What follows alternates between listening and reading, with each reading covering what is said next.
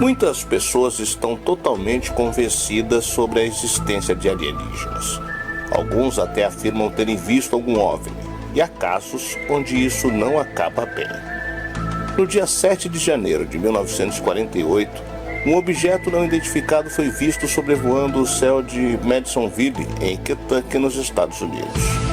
No momento, a Guarda Nacional Aérea do local contatou o capitão Thomas Mantell, de 25 anos.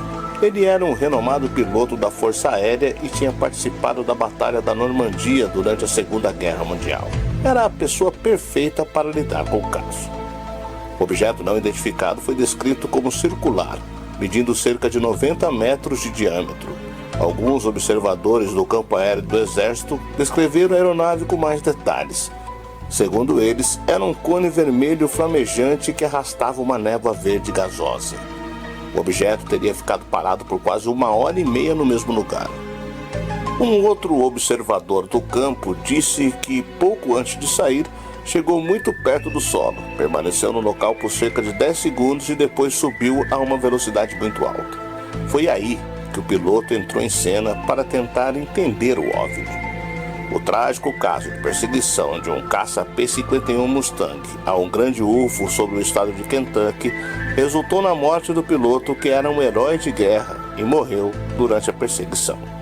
Eu sou o Sidney Góes e você está no Placebo. Vem comigo, que no caminho eu te explico.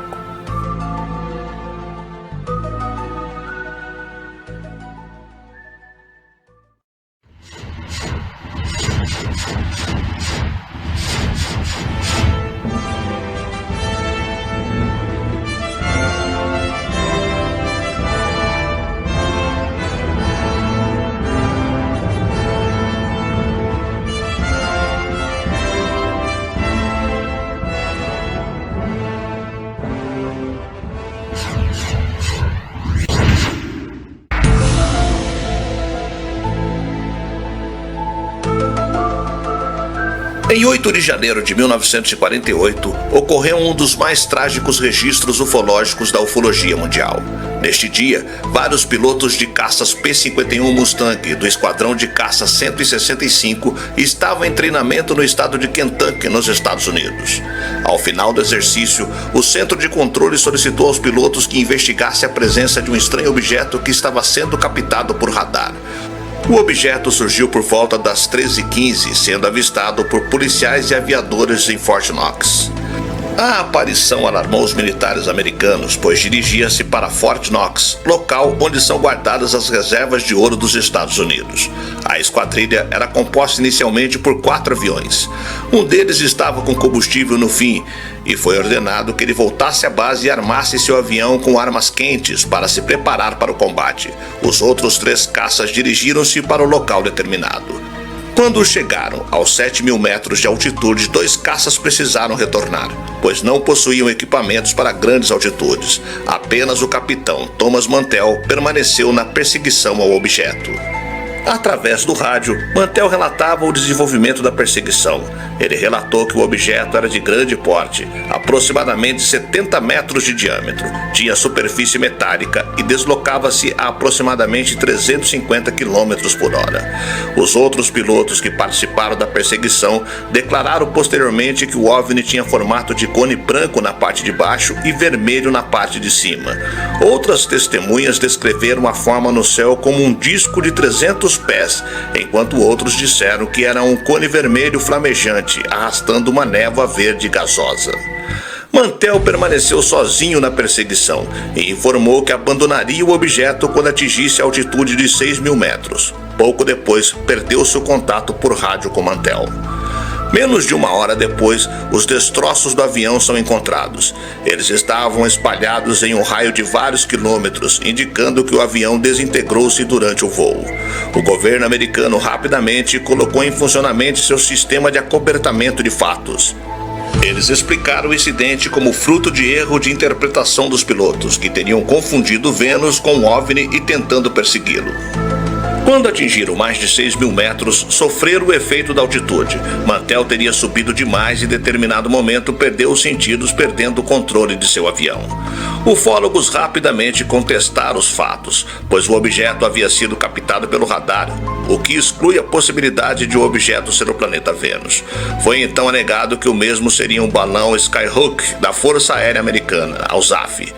Esta explicação também não faz sentido, pois Mantell e sua esquadrilha eram veteranos da Segunda Guerra Mundial, tendo participado das mais importantes batalhas travadas pelos americanos na Europa. Ele e sua equipe tinham condições de identificar o balão. Além disso, a USAF não lançaria balões na área de treinamento militar no momento em que houvesse aviões em manobras.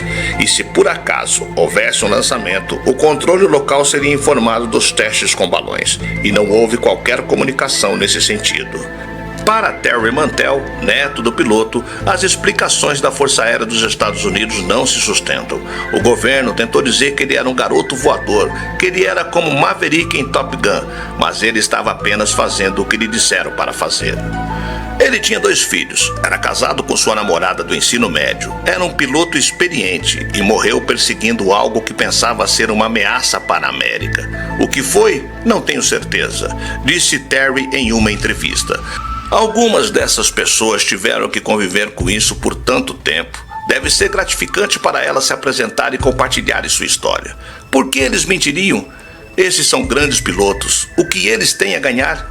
E isso contrasta com investigações anteriores do governo dos Estados Unidos, como o projeto Blue Book, que descartou totalmente os relatórios com OVNIs, disse Terry ao jornal The Sun Online. Terry afirma que os controladores da torre de controle da base da Força Aérea, que testemunharam o encontro de Thomas com um OVNI em forma de disco, foram instruídos a não falar sobre o que viram e, se o fizessem, perderiam suas pensões e, eventualmente, a tripulação foi dispersada pelos Estados Unidos. A família conseguiu localizar um dos aviadores que confirmou essa história para eles. Thomas Mantell era um herói de guerra condecorado que voou no dia D enquanto ajudava a enviar tropas para a Normandia. Ele ganhou uma coleção de medalhas, mas a que mais orgulha sua família é a Cruz Voadora Distinta. O piloto foi premiado com a fita vermelha, branca e azul para uma missão que desafiou a morte na Holanda em setembro de 1944, voando no transporte C-47.